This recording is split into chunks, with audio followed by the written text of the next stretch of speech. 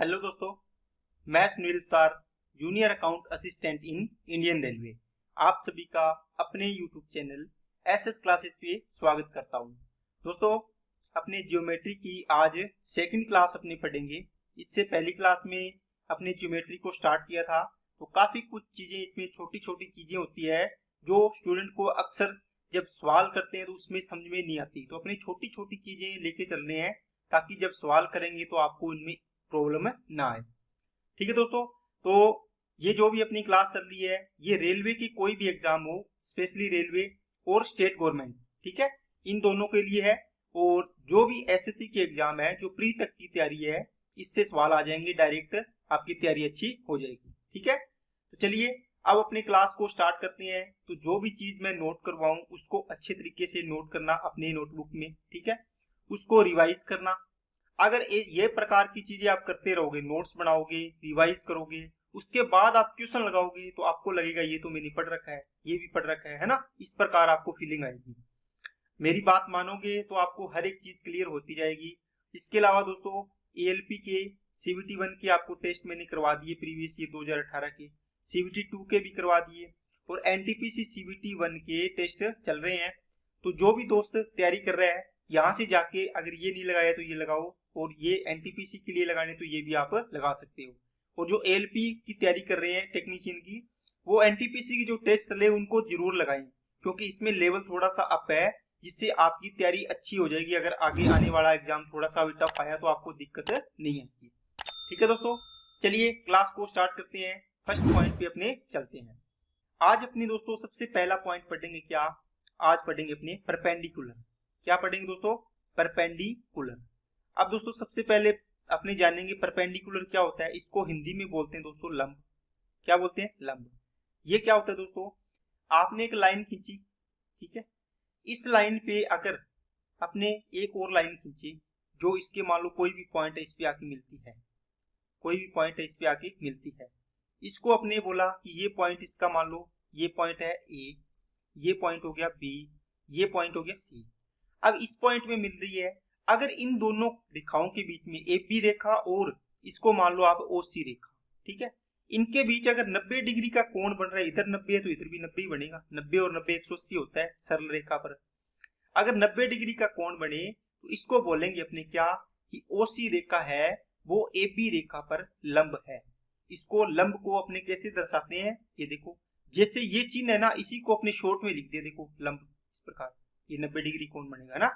इसको दिखाने का तरीका है, इसका साइन है दोस्तों ओसी। ओसी लंब है किस पर? ए बी रेखा पर। अब आपको सवाल के अंदर ये लैंग्वेज में नहीं लिखा होगा कि ओसी इस पर लंब है, आपको डायरेक्ट दिया होगा ओसी लंब है ए बी पर। तो आपको समझ आ जाना चाहिए कि कोई ए बी रेखा है, इस पर अपने लंब खींचना है ओसी। ठीक है, चलिए इसके बाद नेक्स्ट पॉइंट पे बात करते हैं दोस्तों। इसी से मिलता जुलता पॉइंट है क्या? Perpendicular. Perpendicular, perpendicular bisector. Perpendicular bisector इसको हिंदी में इंग्लिश में बोलते हैं, और इसको बोलेंगे दोस्तों भुजालंब समद्विभाजक। भुजालंब समद्विभाजक। अब दोस्तों इसको पहले समझो कि ये चीज क्या होती है।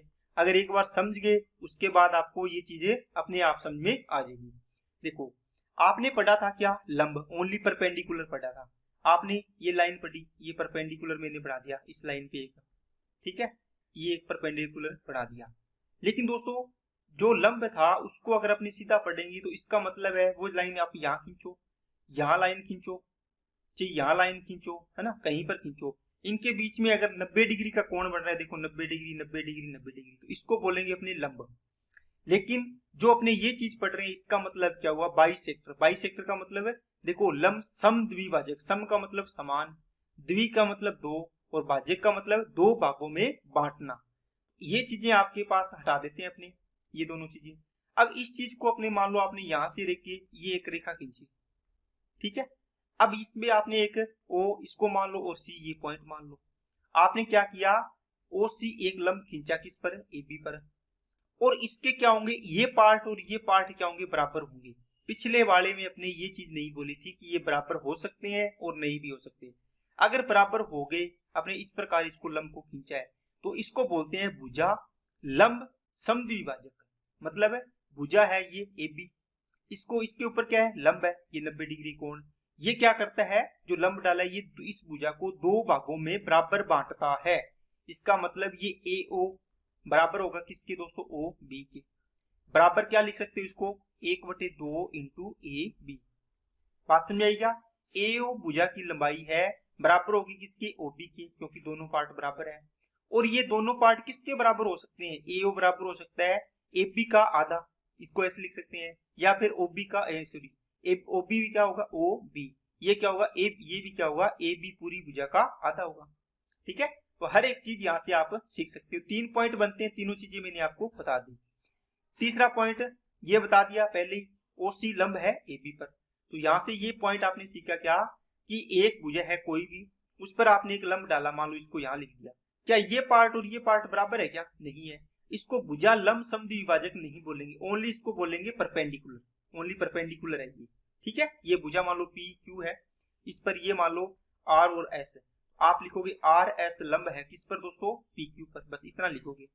अगर लंब समद्विभाजक है इसका मतलब दोनों पार्ट ये भी क्या होंगे, बराबर होंगे, AO बराबर होगा OB के। क्या अच्छे तरीके से दूसरा पार्ट आपको समझ में आया क्या, भुजा लंब समद्विभाजक। चलिए अब अपने नेक्स्ट पॉइंट पे चलते हैं दोस्तों। क्या आप पढ़ोगे बाइसेक्टर, क्या बोलोगे, बाइसेक्टर।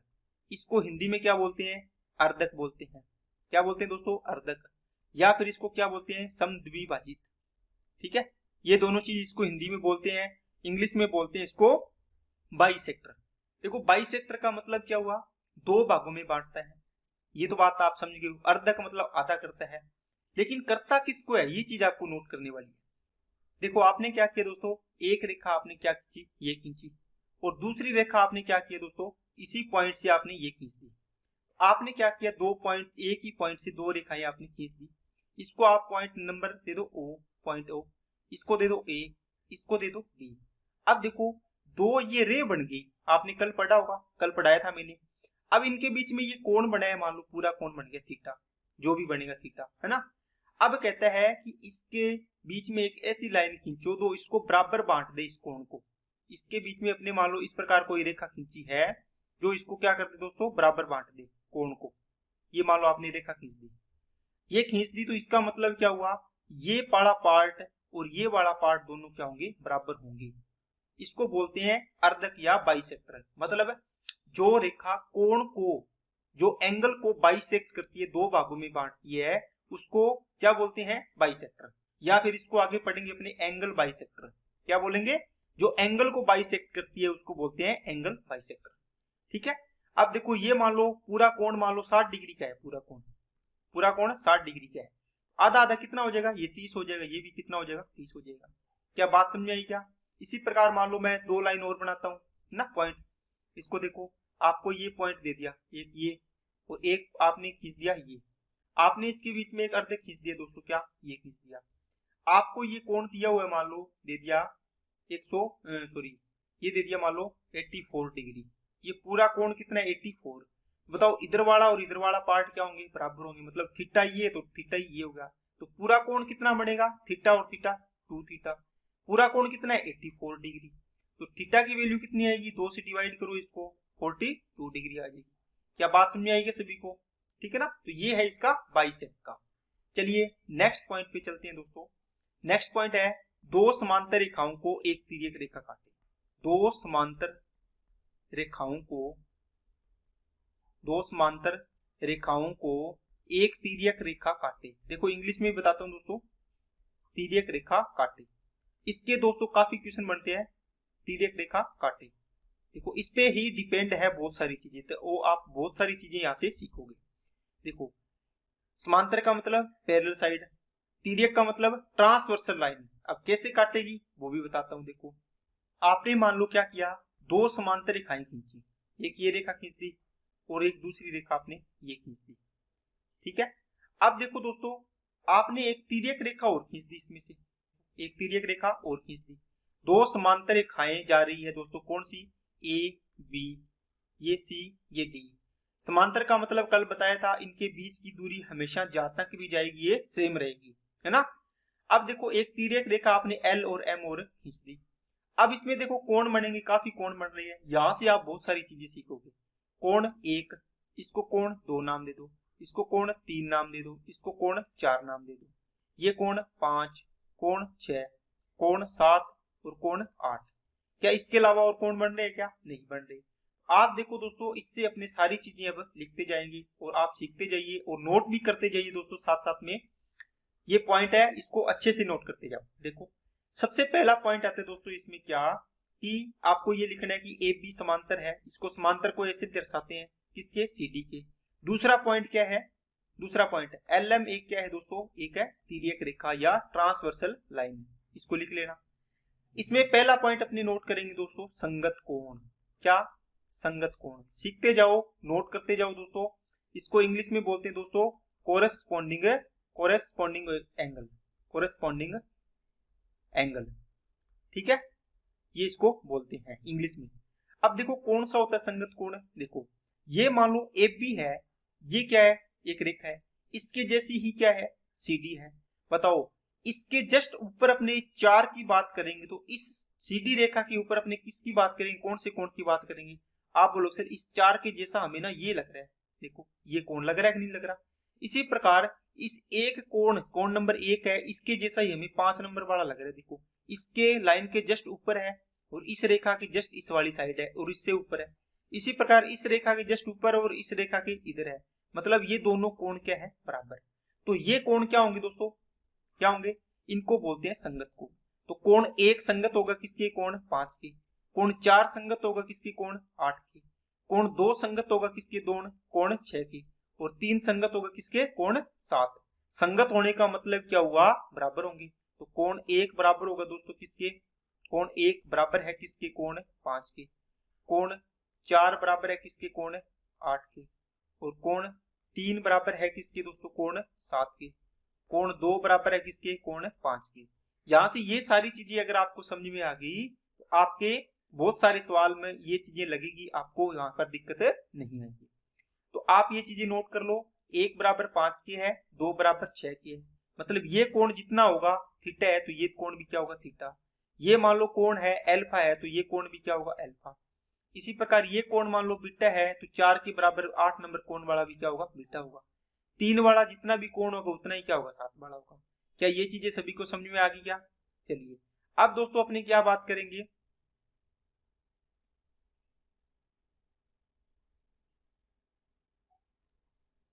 देखो अब अपनी बात करेंगे दोस्तों अल्टरनेट एंगल। कौन से? Alternate angle. अल्टरनेट क्या होता है दोस्तों? इंग्लिश में, हिंदी में बोलते हैं इसको एकांतर कोण। एकांतर कोण कैसे बनेंगे दोस्तों? देखो जब भी आपके पास जेड की आकृति बनती है, जेड की आकृति का मतलब है ये रेखा और ये रेखा आपस में क्या होगी? समांतर होगी। इसको एक तिर्यक रेखा काटेगी तो इस प्रकार की आकृति बनेगी। तो ये होंगे इसके internal angle, internal opposite sorry एकांतर कोण। ठीक है, तो थीटा, ये थीटा क्या होगा? बराबर होगा। इसी प्रकार इसका ये बाह्य कोण, इसको एक्सटर्नल एंगल बोलेंगे तो इसका ये होगा एक्सटर्नल एंगल, इसके बराबर होगा। मान लो ये एल्फा है तो ये भी क्या होगा? एल्फा होगा। क्या बात समझ आई क्या? इसको नोट कर लेना। मैं यहाँ से इसको रफ कर रहा हूँ वीडियो को रोक के। देखो अब इसमें देखो कैसे कौन सा बनेगा। देखो इस प्रकार इस लाइन को आप देखोगे यहाँ से इस प्रकार। देखो यहाँ से ये 3 नंबर वाला कोण है, ये कौन से कोण के बराबर होगा? आप बोलो सर कोण 3 बराबर होगा कोण 5 की। देखो जेड की आकृति बन रही है कि यहाँ से, देखिए ध्यान से, यहाँ से जेड की आकृति बन रही है कि इस प्रकार ये बन गई है ना। तो ये 3 बराबर 5 की होगा। इसी प्रकार इस कोण के ऊपर क्या होगा? जो कोण बनेगा वो कोण इसके बराबर होगा। क्या बात समझ आई क्या? इसी प्रकार एक और कोण बन रहा है क्या? कौन सा? देखो यहां से आप शुरू करो बी, यहां से बी से इस प्रकार इधर जाओ, यहां से 2 नंबर वाला कोण है ये। देखो इस प्रकार जेड की आकृति बनेगी यहां से इस प्रकार, ये 8 के इक्वल होगा। इसका मतलब कोण 2 बराबर होगा कोण 8 की। कोण 2 बराबर होगा कोण 8 की होगा। ठीक है, अब देखो इसके अपोजिट दो कोण होगा 1 नंबर वाला। कोण 1 बराबर किसके होगा दोस्तों? कोण 1 है वो बराबर किसके होगा? कोण 7 के। देखो ये जेड की आकृति बन रही थी, इसके किनारे पर जो बार कोण बन रहा है ये इसके बराबर होगा। तो कोण 1 बराबर होगा कोण 7 के। इसी प्रकार एक कोण और बनेगा। कौन सा बनेगा बताओ? कौन सा बनेगा? देखो आपने इस जेड आकृति को बनाया यहाँ पर इस प्रकार, ये इस प्रकार है। तो इस जेड आकृति का अंदर वाला कोण तो आपने 2 बराबर कर दिया 8 के।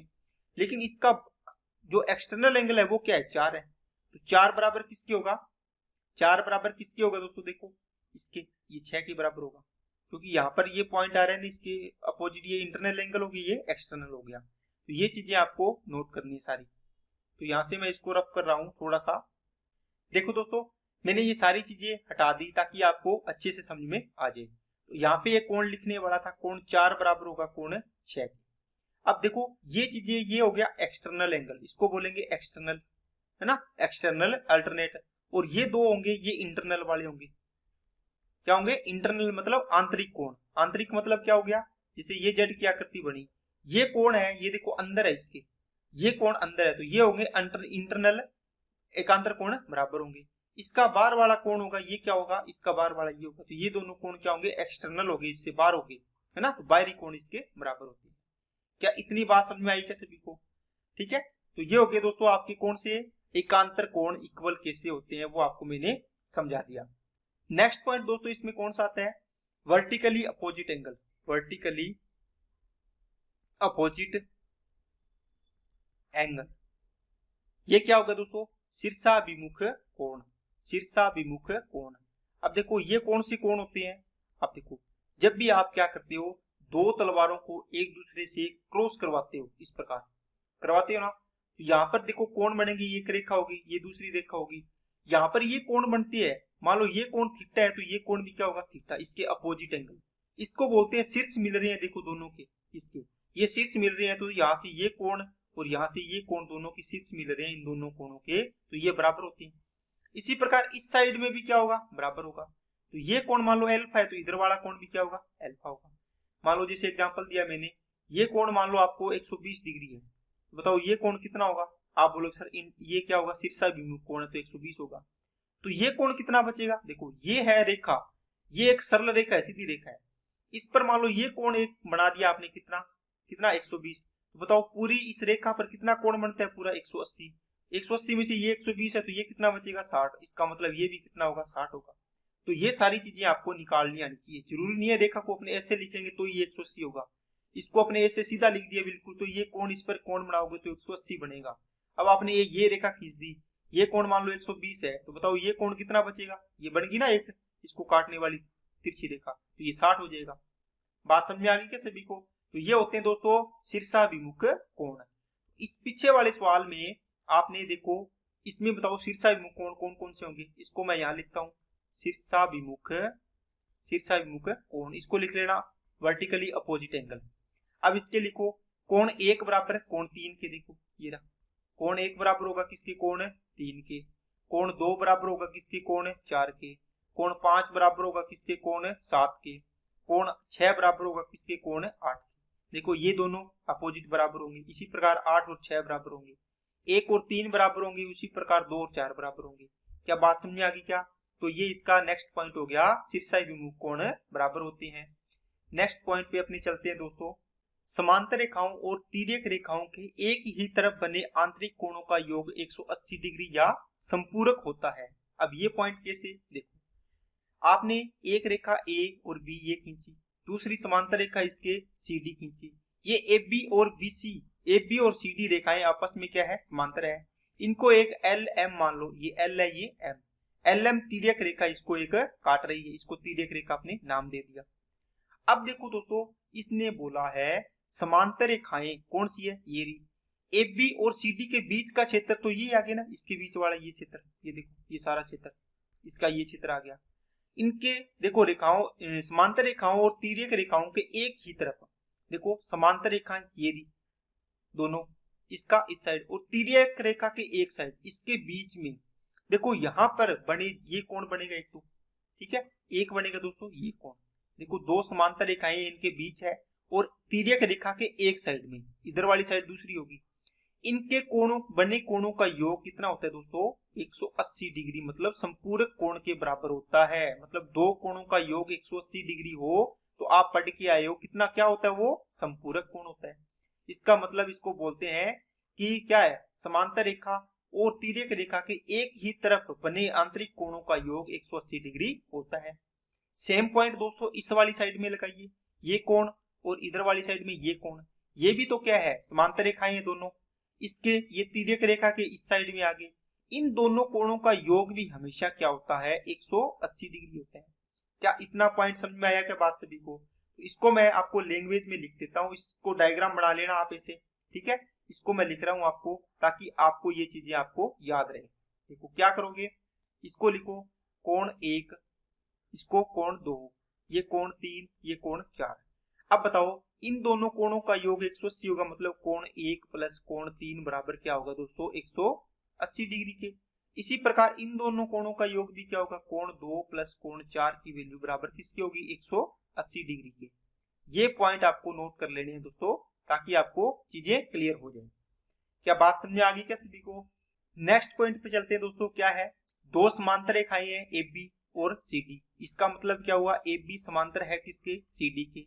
LM एक क्या है दोस्तों, ये है तिर्यक रेखा, इसको हमेशा लिख लेना है। अब देखो ये चीज आपको दी हुई है। अब आपने पढ़ा कि समांतर रेखाओं और तिर्यक रेखा के एक ही तरफ बने आंतरिक कोणों का योग 180 डिग्री होता है। आप देखो आपने क्या किया दोस्तों, ये कोण बना और इधर ये कोण बना। आपने क्या किया, आपने एक चीज पढ़ी बाइसेक्ट। इन एंगलों को अपने बाइसेक्ट कर दें। इन एंगलों को क्या कर दें दोस्तों, बाइसेक्ट कर दें। इन एंगलों को बाइसेक्ट का मतलब अर्धक, मतलब दो बराबर कोण में बांट दें, मतलब एंगल बाइसेक्टर। इसका मतलब यहाँ आप खींचोगे इसको, क्या यहाँ से एंगल बाइसेक्टर खींचा आपने, और इसी प्रकार यहाँ से एंगल बाइसेक्टर खींच दिया आपने। क्या खींच दिया, एंगल बाइसेक्टर। अब देखो ये यहाँ पे आके मिल गया, कहां पर, ये P पॉइंट मान लो इसको, इसको मान लो आप Q, इसको मान लो आप, इस पॉइंट को मान लो आप R। अब देखो आपने क्या किया, आपके पास था BQR, कोण BQR, या फिर मैं इसको साइड में लिखता हूं, यहाँ पे लिखता हूं कोण BQR। देखो BQR, ये पूरा कोण बनेगा BQR प्लस कोण कौन सा, ये वाला कोण। तो इस कोण को क्या लिखोगे आप बोलोगे सर कोण DRQ प्लस कोण DRQ किसके बराबर होगा, 180 डिग्री की। अभी अभी पढ़ के आए हो, इन दोनों पूरे कोणों का योग 180 डिग्री के इक्वल होता है। आपने क्या किया, इन दोनों कोणों को आधा आधा कर दिया, इसको भी आधा आधा कर दिया, मतलब BQR का आधा, मतलब कोण BQR को आपने आधा कर दिया, इसको 2 से डिवाइड कर दो पूरी समीकरण को। इसी प्रकार DRQ को भी आपने क्या कर दिया, आधा कर दिया। 180 बटे भी क्या हो जाएगा, सभी में 2 का भाग दे दिया। अब देखो ये कोण बन गया आपका क्या, ये वाला BQR का आधा। तो BQR का आधा ये वाला करो चाहिए, ये वाला करो, है तो बराबर ही ना, ये थीटा है तो ये भी थीटा है। इसी प्रकार ये कितना है, ये जितना कोण होगा उतना ये होगा, इधर वाला और इधर वाला दोनों बराबर है ना। अब देखो इस कोण को और इस कोण का योग अंदर वाले का, ये इसकी वैल्यू है, BQR का आधा है तो इसका और इसका दोनों कोणों का योग कितना आ गया दोस्तों, इसको काटोगे तो 90 डिग्री। मतलब ये मान लो अल्फा है और ये क्या है, बीटा है। इन दोनों कोणों का योग कितना आ गया, 90 डिग्री आ गया। तो बताओ ये त्रिभुज बना है, इसके तीनों कोणों का योग कितना होता है, 180। दो कोण 90 है तो तीसरा कोण कितना आएगा, ये बताओ कितना आएगा, ये बचेगा 90 डिग्री। कितना आएगा दोस्तों, 90 डिग्री। क्या बात समझ आई क्या? देखो इसको मैं रफ कर रहा हूं, थोड़ा सा दोबारा देखो ताकि आपको दिमाग में हर एक चीज क्लियर हो जाए। देखो कैसे करोगे दोस्तों, आपने क्या किया, ये पूरा कोण बना हुआ था BQR, इसका BQR लिख लिया। इसी प्रकार DRQ लिख लिया। इस पूरे कोण को आपने क्या किया, बाइसेक्ट किया, मतलब आधे आधे कोणों में बांट दिया इनको। ये कोण है, इसकी वैल्यू आपने ये रख ली, ये आ गई इस कोण की वैल्यू, प्लस इसमें ये कोण भी आपने ऐड कर दिया। इन दोनों कोणों का योग 90 डिग्री है। देखो इसका मतलब त्रिभुज के तीनों कोणों का योग 180, तो दो कोण 90 है तो तीसरा कोण क्या होगा, 90 डिग्री होगा। क्या बात समझ आ गई क्या? इसका मतलब इनको इस प्रकार काटेंगे तो ये कोण हमेशा 90 डिग्री बनेगा। तो QP और R, कोण QPR बराबर कितना होगा, हमेशा 90 डिग्री। इसको P पॉइंट नाम दे दिया। इसको आप क्या लिख सकते हो दोस्तों, वैसे आप लिख सकते हो कोण, क्या लिख सकते हो, कोण PQR प्लस कोण PRQ बराबर कितना होगा, 90 डिग्री। मैंने इसी कोण को पूरे को लिख दिया PRQ, ये पूरा इतना कोण आ गया। इसी प्रकार PRQ ये कोण आ गया। पहले क्या आ रहा था, BQR आ रहा था, देखो ये पूरा कोण आ रहा था, ठीक है ना। इसको इस प्रकार भी आप लिख सकते हैं। नेक्स्ट देखो दोस्तों, आपने क्या किया, A B C और D। AB समांतर है किसके दोस्तों, CD के। इसी प्रकार LM एक तिर्यक रेखा है, ये पॉइंट आपने नोट कर लिया। ये सारी चीज जो दी हुई है इसको मैंने लिखा है साइड में। अब देखो आपने क्या किया, इस कोण का भी आपने अर्ध खींचा, इसको भी आपने बाइसेक्ट किया। इसी प्रकार आप इधर वाली साइड भी इसको बाइसेक्ट कर रहे हो, इसको भी बाइसेक्ट कर रहे हो। इससे जो आकृति बनेगी कैसे बनेगी, देखो यहां से आपने बाइसेक्ट किया, इसको यहां पर मिलाया, ठीक है, इसको आपने यहां मिला दिया, ये बाइसेक्ट कर दिया। इसी प्रकार दूसरी साइड भी आप क्या कर रहे हो, इसको बाइसेक्ट कर रहे हो। यहां से आपने इसको बाइसेक्ट किया, यहां पर मिल गया। आप बोलोगे सर ये तो 90 डिग्री कोण बनेगा, ये तो दोस्तों अंदर वाला बनेगा। इसी प्रकार आपने क्या किया, इस वाली साइड से भी आपने इसका अर्ध खींच दिया, खींच दिया ना, खींच दिया। अब इसी प्रकार आपने क्या किया दोस्तों, आपने क्या किया, यहाँ इसका भी आपने क्या कर दिया, एंगल बाइसेक्टर खींच दिया। क्या बात समझ में आई क्या सभी को? आप जब देखा, आपने देखा कि सर ये कोण 90 डिग्री, ये कोण भी क्या होगा 90 डिग्री, ये भी क्या बनेगा 90 डिग्री, इसका भी 90 डिग्री, ये भी 90 डिग्री, तो एक क्या बन गया क्वाड्रिलेटरल।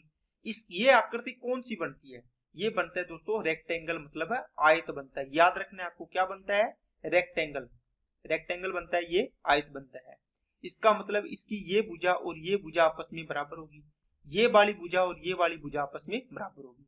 ये 10 सेंटीमीटर है तो ये भी 10, ये मान लो 15 सेंटीमीटर है तो ये भी 15, ये x है तो ये भी x। बात समझ आ गई क्या? तो ये पॉइंट आपको नोट कर लेना है कि दोनों साइड में अपने एंगल बाइसेक्टर खींचेंगे, इस प्रकार जो आकृति बनेगी ये आकृति हमेशा आयत बनती है।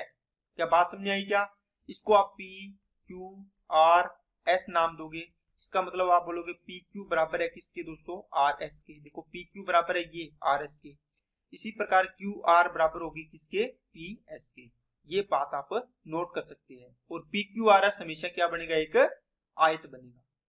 चलिए नेक्स्ट देखो, नेक्स्ट पॉइंट दोस्तों क्या है, एक A एक B C और D, आपको दो समांतर रेखाएं दे दी, AB और क्या, AB और CD आपस में क्या है, समांतर है।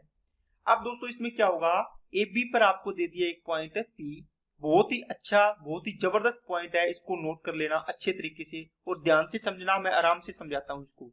ये पॉइंट P है, इस पर दोस्तों कहीं भी हो, यहाँ हो, यहाँ हो, यहाँ हो, कहीं हो। अब देखो आपने क्या किया, इससे एक पॉइंट आपने इस प्रकार बना हुआ है यहाँ, इसी प्रकार एक पॉइंट आपको यहाँ पर दिया हुआ है, इस पर, इसको मैंने लिख दिया दोस्तों R, P R, इसको लिख देते हैं अपनी Q पॉइंट।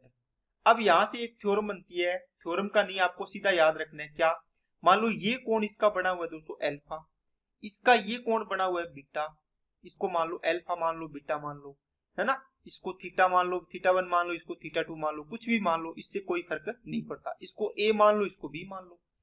अब देखो ये चीज, इसका मतलब आपके पास आएगा दोस्तों, आपको इसको सोल्व करना हो तो सबसे पहले थोड़ी सी चीज समझाता हूँ। आप क्या करो, इस पॉइंट से ना AB और CD के समांतर आप एक समांतर रेखा खींचो, एक बार खींच दी। इसका मतलब क्या हुआ दोस्तों, समांतर रेखा खींचोगे तो आप बोलोगे सर यहाँ से जेड की आकृति बनेगी, देखो बन रही है क्या, AB और ये जो खींची है मान लो, इसको मान लो PQ कुछ भी मान लो, XY मान लो, है ना, इसके समांतर है ये तीनों आपस में। यहां से देखो ये एक अल्फा है तो ये कोण भी कितना होगा, अल्फा होगा, जेड की आकृति बन रही है कि यहाँ से देखो इस प्रकार। इसी प्रकार आप इसके समांतर भी है, इसका मतलब है इसको इस प्रकार आप पीछे की ओर लेके जाओगे तो उल्टा जेड बनेगा, इसका मतलब ये बीटा, तो ये कोण भी कितना होगा दोस्तों, बीटा होगा। बताओ ये अंदर वाला कोण कितना बन गया पूरा, आप बोलो सर ये कोण बन गया अल्फा प्लस बीटा। क्या बात समझ आई क्या, ये कोण कितना बन गया, अल्फा प्लस बीटा। आप लिखोगे कोण PQR बराबर क्या बन गया दोस्तों, अल्फा प्लस बीटा, कोण अल्फा प्लस कोण बीटा लिख सकते हो। देखो PQR, ये तो देखो इसका आंतरिक कोण बन गया PQR, अल्फा प्लस बीटा। अगर आप बोलते इसको मान लो बोलते कौन सा, रिफ्लेक्स एंगल, कौन सा, रिफ्लेक्स एंगल, रिफ्लेक्स एंगल कोण PQR, PQR का रिफ्लेक्स एंगल बताया था मैंने आपको, प्रतिवर्ती कोण, बताओ कौन सा आएगा। ये सीधा पूछे तो ये अंदर वाला कोण है, रिफ्लेक्स एंगल पूछे मतलब ये बार भी तो एक कोण बनेगा ना PQR पर, PQR का देखो ध्यान से देखो, यहां से आपने क्या किया दोस्तों, आपको यहाँ पर एक पॉइंट आपने यहाँ पर इसको मिला दिया, ये कोण बन गया था अल्फा, ये कोण बन गया था बीटा। यहाँ पर देखो आपने इस पूरे अंदर वाले कोण को अल्फा और बीटा को ऐड कर दोगे तो आपके पास में ये बन जाएगा पूरा अल्फा प्लस बीटा। लेकिन इसके बाहर भी तो एक कोण बन रहा है, ये कोण कितना होगा, आप बोलोगे सर एक पॉइंट पे पूरा अपने घूम के आते हैं तो पूरा 360 डिग्री का कोण बनता है। ये कोण इतना अल्फा प्लस बीटा है तो 360 में से आप घटा दो इसको अल्फा प्लस बीटा को, तो बाकी कोण ये बच जाएगा। क्या बात समझ आई क्या? तो ये हो गया कोण पी क्यू आर बराबर अल्फा प्लस बीटा होता है। देखो ये अल्फा है तो ये बीटा है, तो इन दोनों कोणों का योग क्या होगा, ये होगा। अब इस पे एक क्वेश्चन मैं आपको लिखता हूं ताकि आपको समझाए। चलिए दोस्तों, आपके लिए क्वेश्चन लिखा है। क्या क्वेश्चन आया है कि इस प्रकार दो समांतर रेखाएं हैं, ये एपी समांतर है किसके, सी डी के, ठीक है, ये दोनों ये सी डी है। आपको ये कोण दिया 30 डिग्री, ये दिया 20 डिग्री। आपको पूछा है कोण पी क्यू आर बताओ। आप बोलो सर 30 और 20 को जोड़ देंगे, 30 प्लस 20, इसका मतलब ये आ जाएगा दोस्तों कितना, 50 डिग्री। कितना आ गया, 50 डिग्री। लेकिन ये तो पी क्यू आर पूछा है। अगर आपको पूछा होता क्या रिफ्लेक्स एंगल बताओ पी क्यू आर का, कोण पी क्यू आर का रिफ्लेक्स एंगल, प्रतिवर्ती कोण, आप क्या बोलोगे? आप बोलोगे सर इस पूरे पर ये कोण बनेगा पूरा तो ये 360 डिग्री होता है। 360 में से ये 50 डिग्री है इतना, तो बताओ बाकी कितना बच गया? आप बोलोगे सर 360 में से ये 50 माइनस कर देंगे तो कितना आ जाएगा बताओ, 310 डिग्री। ये कितना आ गया, 310 डिग्री। तो ये बार वाला कोण कितने है दोस्तों, 310 डिग्री आ गया इसका। कहां से लेके, यहां से लेके यहां तक। बात समझ आई क्या? ये इतना कोण है, ये कितना है, 50 डिग्री है। तो दोनों चीज यहां से आपको क्लियर हो गई होगी। चलिए नेक्स्ट पॉइंट पे अपने चलते हैं। इसको आप कैसे लिखोगे, आपको बता दिया मैंने। ये एल थीटा है, थीटा 1 है, ये थीटा 2 है, मान लो अल्फा से बता दिया। ये थीटा 1 है, ये थीटा 2 है, इसको क्या लिखोगे, थीटा 1 प्लस थीटा 2 लिखोगे, है ना। ये कोण आ गया। बार वाला कोण क्या होगा, 360 माइनस थीटा 1 प्लस थीटा 2। जो 360 में से ये कोण आएगा इसको घटा देना, ये कोण आ जाएगा बार वाला। नेक्स्ट पॉइंट दोस्तों, तीन समांतर रेखाओं को दो तिर्यक रेखा काटे। देखो अब तक क्या थी, दो समांतर रेखाएं थी और एक तिर्यक रेखा काट रही थी। मान लो ये A B C D E F.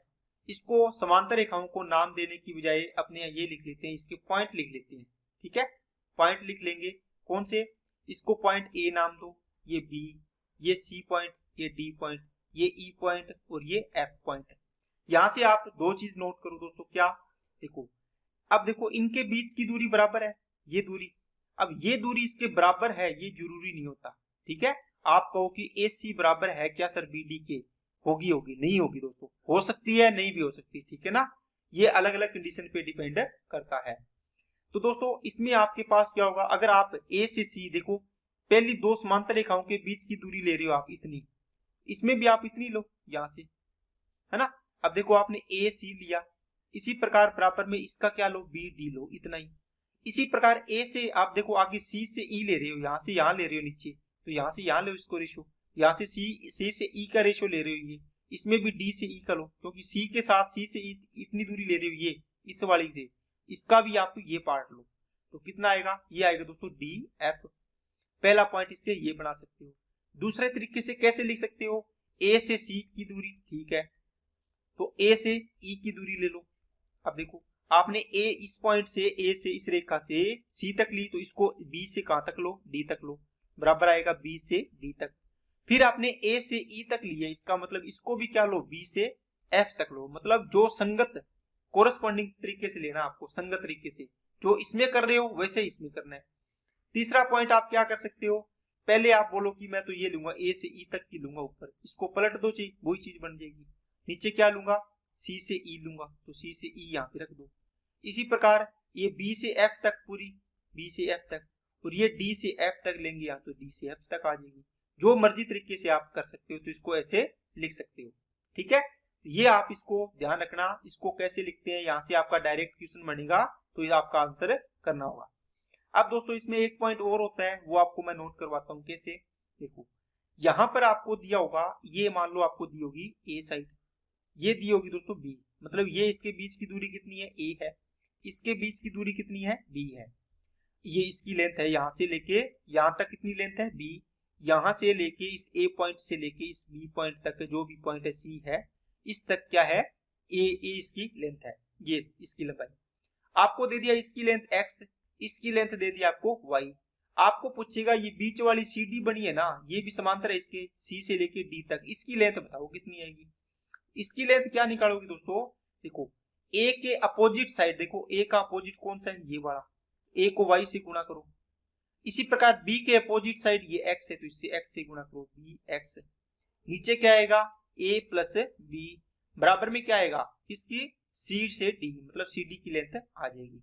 इस पॉइंट को भी अच्छे तरीके से नोट कर लेना, ये इंपॉर्टेंट है दोस्तों, डायरेक्ट सवाल आते हैं इस पे, ध्यान रख लेना। भी क्या करोगे, आपको ध्यान रखना है, ये ए के अपोजिट साइड में वाई, तो ए वाई आएगा, ए को वाई से गुणा करो, बी को अपोजिट बी एक्स, नीचे क्या आएगा, ए प्लस बी, ए और बी का योग, बराबर में सी डी की लेंथ आ जाएगी। क्या बात समझ आई क्या सभी को?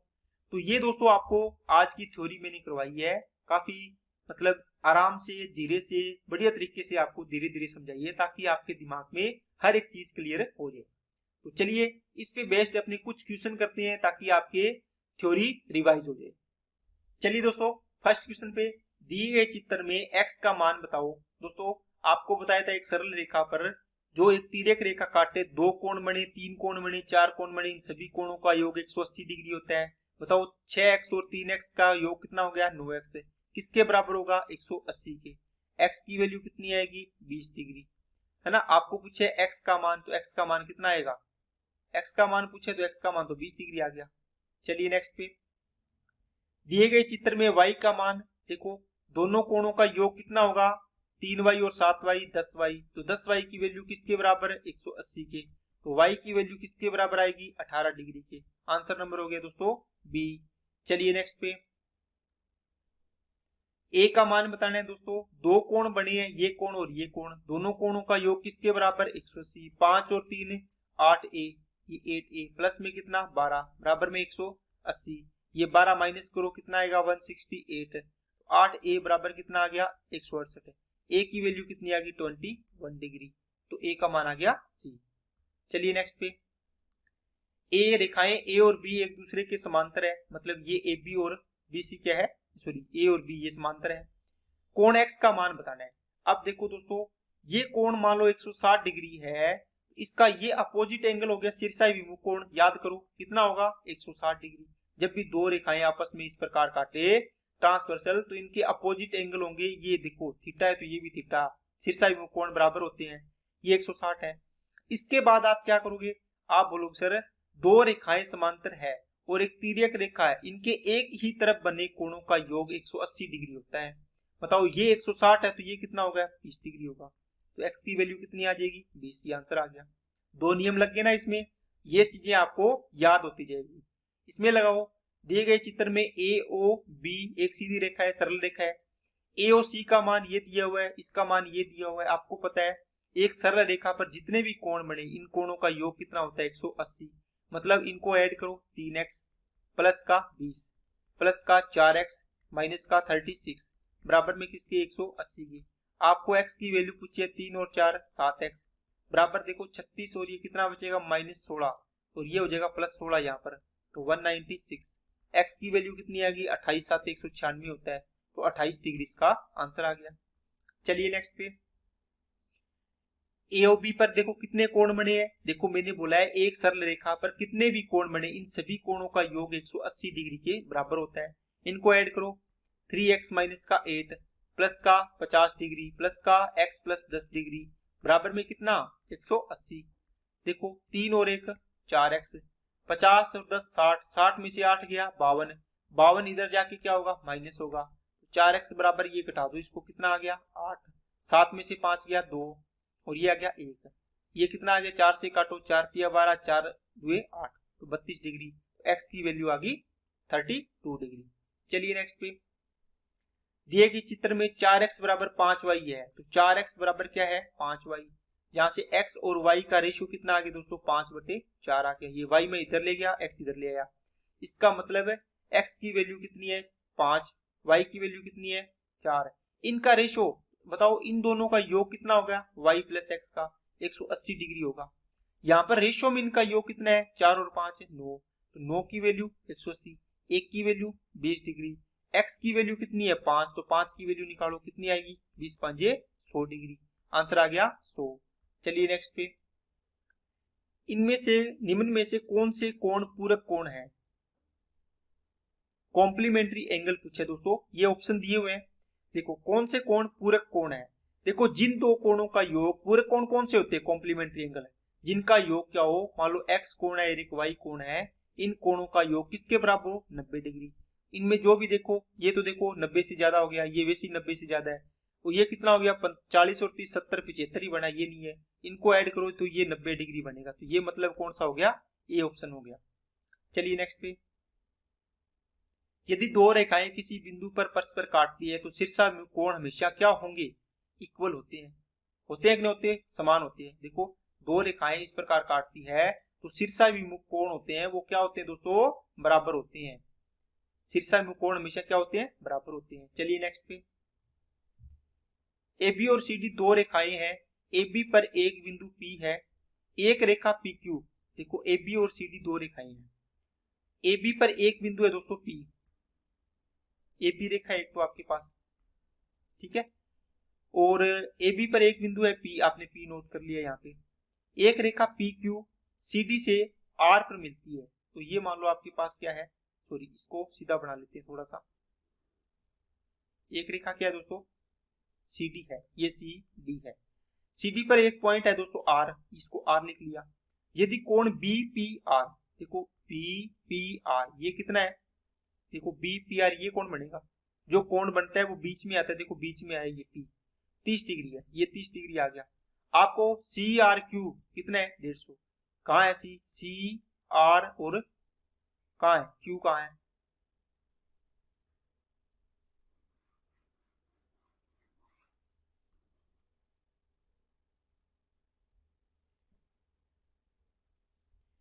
नेक्स्ट दोस्तों, AB और CD दो रेखाएं हैं दोस्तों, AB पर एक बिंदु P है, एक रेखा PQ CD से R पर मिलती है। दोस्तों एक आपके पास रेखा है, ये क्या है AB, ठीक है, एक रेखा है मान लो आपके पास दोस्तों क्या, C और D। अब कहता है AB पर एक पॉइंट है दोस्तों P, अब कहता है रेखा PQ, मान लो ये रेखा खींची गई, CD को R पर मिलती है, इसका मतलब ये R पर मिलती है यहाँ पर, लेकिन ये PQ रेखा है, इसका मतलब ये रेखा आगे जाती है तो ये PQ होगी, इसको Q पॉइंट दे देंगे यहाँ पे, PQ पूरी रेखा होगी। यदि कोण BPR ये कोण कितना है, 30 डिग्री, और कोण CRQ कितना है, 150, तो CRQ कौन सा कोण दे दिया दोस्तों आपको, ये दे दिया इधर वाला CR ये R पॉइंट है, ये कितना हो गया 150 डिग्री हो। तो आपको क्या पूछा है, AB और CD समांतर होगी, बताना है, लंबत है, AB और CD समांतर है, CD और PQ लंबत है। अब देखो ये कोण 150 है तो ये कोण भी कितना होगा दोस्तों, 150 होगा। कैसे, आप बोलोगे सर शीर्षाभिमुख कोण। दूसरा पॉइंट यहां से देखो, देखो दो समांतर रेखाएं होगी, इनके बीच के कोणों का योग 180 डिग्री है, मान लो इनके बीच के, देखो ये तिर्यक रेखा काट रही है, ये समान रेखाएं हैं, आपको नहीं पता ये समांतर है या नहीं।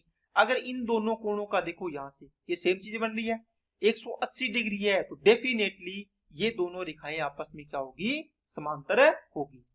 आपने देखो पहले आपको दी होती थी रेखाएं समांतर है, आपको यहां से देखना होता था कि इन दोनों कोणों का योग 180 डिग्री होगा। अब 180 डिग्री कोण है तो ये रेखाएं समांतर होगी, दोनों एक दूसरे के उल्टे हैं। दोनों तरीके से अपने को चीजें पढ़नी है। चलिए नेक्स्ट पे, आकृति में AB समांतर है CD और EF AB को CD को काटती है। दोस्तों इंग्लिश में पढ़ो, and EF cuts AB and CD, ठीक है, AB और CD को EF काटती है। अब दोस्तों आपको क्या पूछे, कोण का मान पूछे, ये 2x है, तो बताओ ये कोण कितना होगा, 2x होगा, ये कोण कितना होगा, 2x होगा। शीर्षाभिमुख कोण से ये बराबर होगी दोनों। आपको ये रेखाएं समांतर दी है, अब आपको समांतर दी है, इसका मतलब इन दोनों एक ही साइड के कोणों का योग 180 डिग्री होगा या नहीं होगा, आप बोलोगे सर होगा।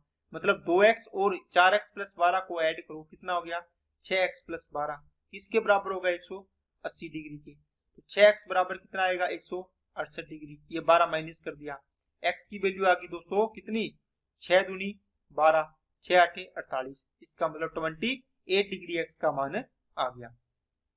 चलिए नेक्स्ट पे, नीचे दिए गए चित्र में रेखाएं K और L समांतर है, ये K और L समांतर है दोस्तों आपस में, A और B का मान बताना है, बताओ कितना होगा।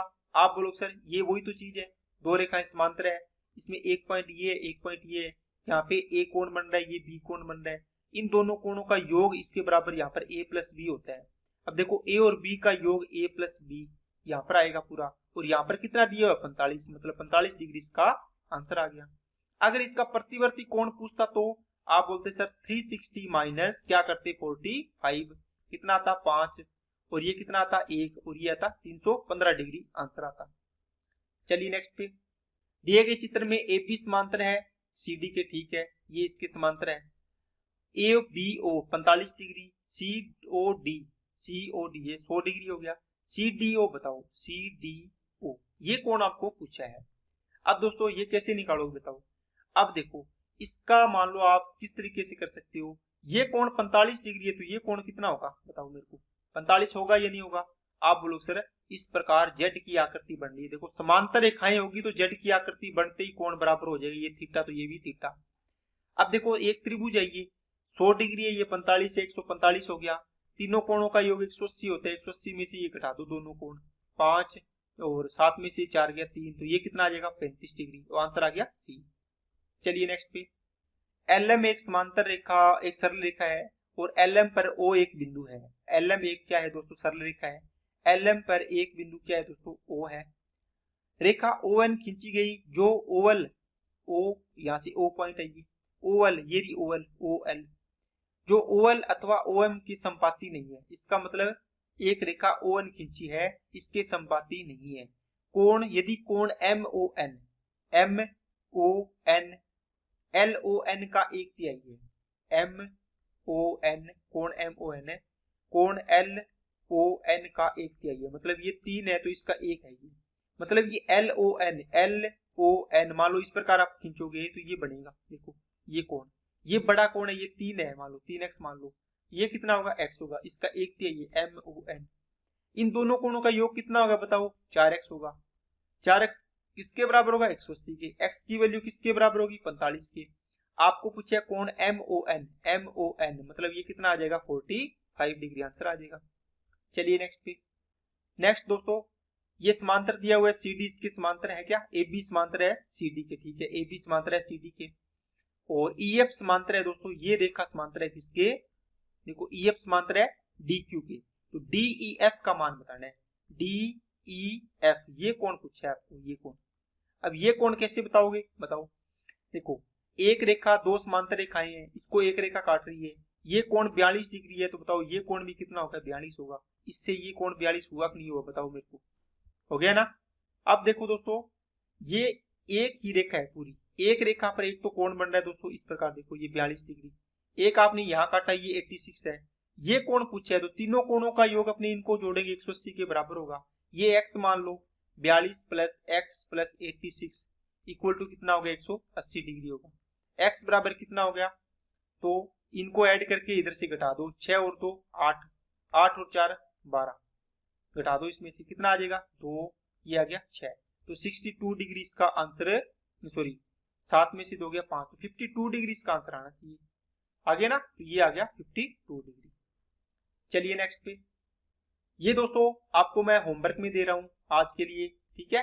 अगर आपको समझ में आए तो इस सवाल को जरूर करना, कमेंट बॉक्स में इसका आंसर करना, ताकि मेरे को भी पता चले कि आपको क्या क्या चीजें समझ में आ रही है। अगर ना हो तो कमेंट बॉक्स में आंसर करना कि ये सवाल करवाया जाए, तो मैं अगली क्लास में इसको करवा दूंगा। तो आज के लिए दोस्तों इतना ही रखते हैं। अगर वीडियो अच्छी लगे तो लाइक करना, चैनल को सब्सक्राइब जरूर करें, बेल आइकन पे क्लिक कर लें और अपने दोस्तों के पास इसको ज्यादा से ज्यादा शेयर करें। ओके दोस्तों, थैंक यू।